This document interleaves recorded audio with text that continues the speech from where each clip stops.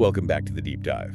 I want to start today with a mental image that, on the surface, feels incredibly cozy. Okay. You picture a quiet afternoon, maybe some rain on the window, and a very simple snack. It's what the medical world calls tea and toast syndrome. It sounds lovely, doesn't it? Like something out of a book, a moment of quiet. It really does. But as we started digging into the research for today, it became clear that quaint little phrase is actually a deceptively soft name for a really dangerous form of malnutrition. And that's really the perfect jumping off point for what we're trying to do today. Exactly, which is essentially to rewrite the rules of eating for the aging body. Right. We have a whole stack of sources here, from Rush University studies to, breakdowns of scientifically engineered soups.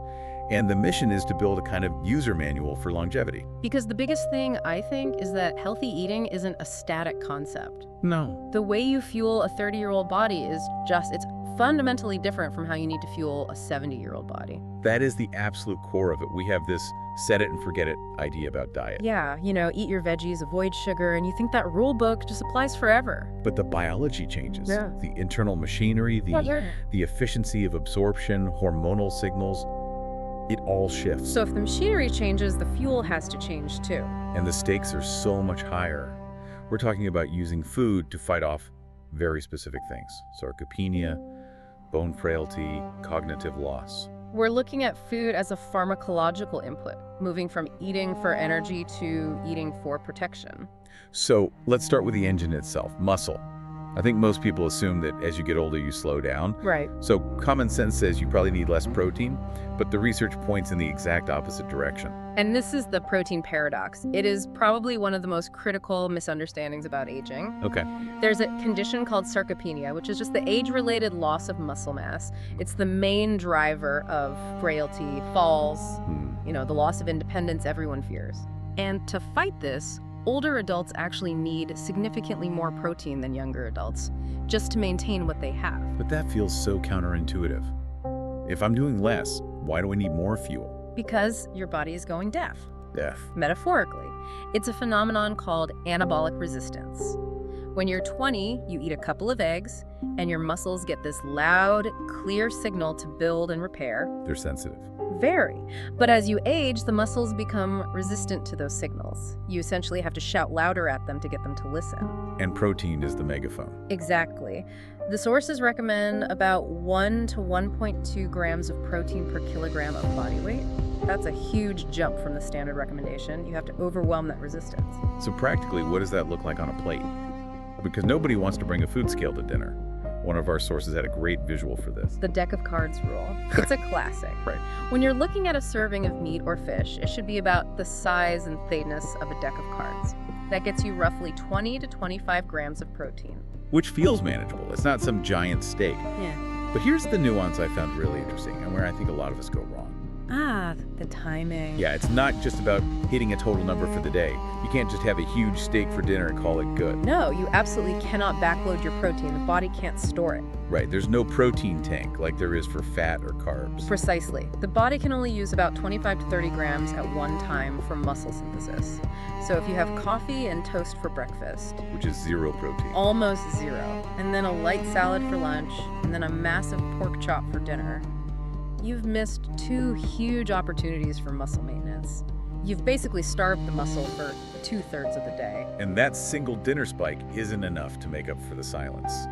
Not with that anabolic resistance we talked about. You need that deck of cards amount distributed, breakfast, lunch, and dinner. Keep the signal loud and clear all day long. Okay, so we're shouting at our muscles 3 times a day.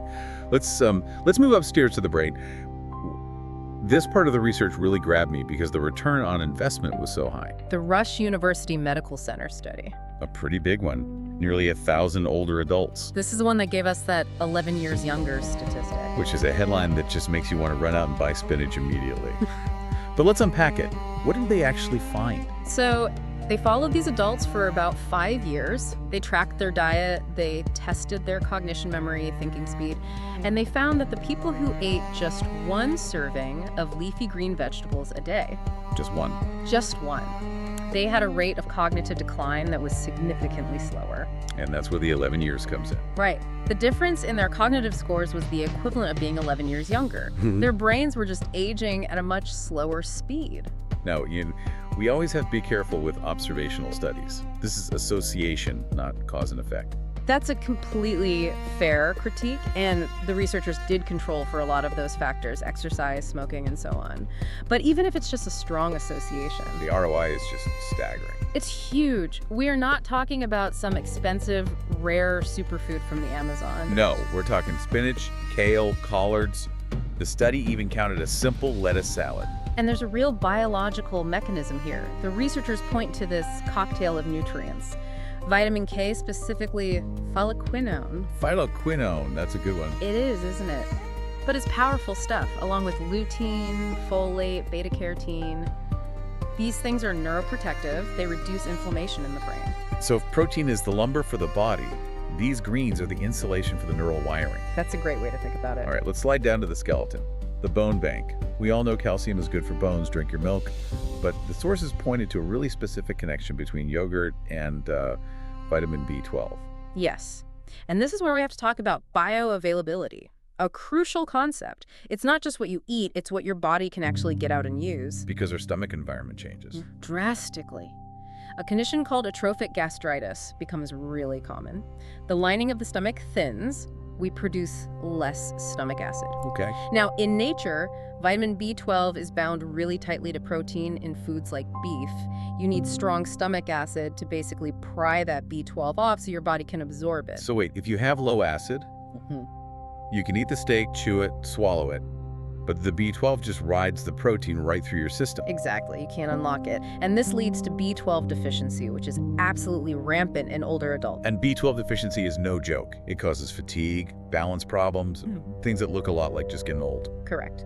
Now, here's the twist from the New Age study. They found B12 from meat wasn't really raising blood levels in older adults, but B12 from dairy was. Why the difference? Is the dairy B12 looser? Essentially, yes. In milk and yogurt, the B12 isn't bound as tightly to the protein. It's more accessible. It doesn't need that intense acid bath to be extracted.